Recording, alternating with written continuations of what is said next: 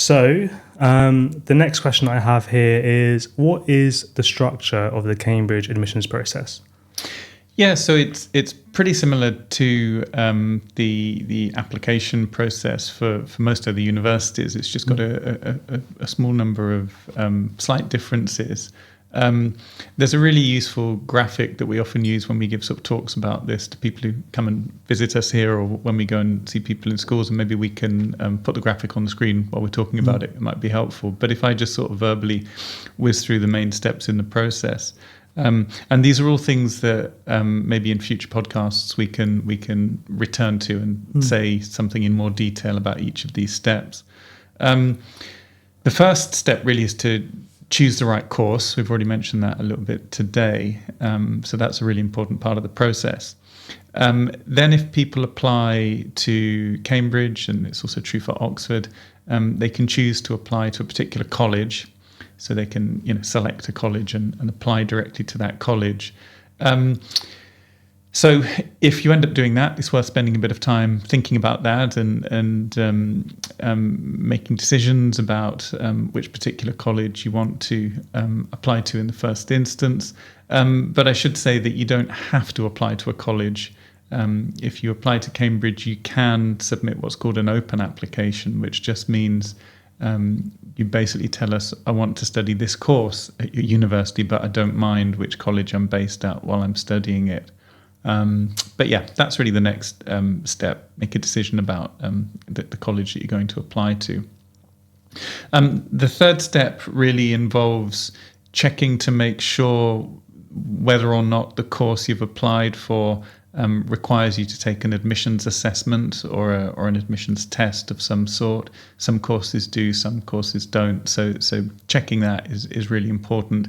And if you do have to take an admissions assessment or an admissions test, making sure you're absolutely clear about when you have to register for it, if you need to register for it, and when you need to take it. So just making sure you've got those dates somewhere in your diary, in your calendar. That's an important part of it.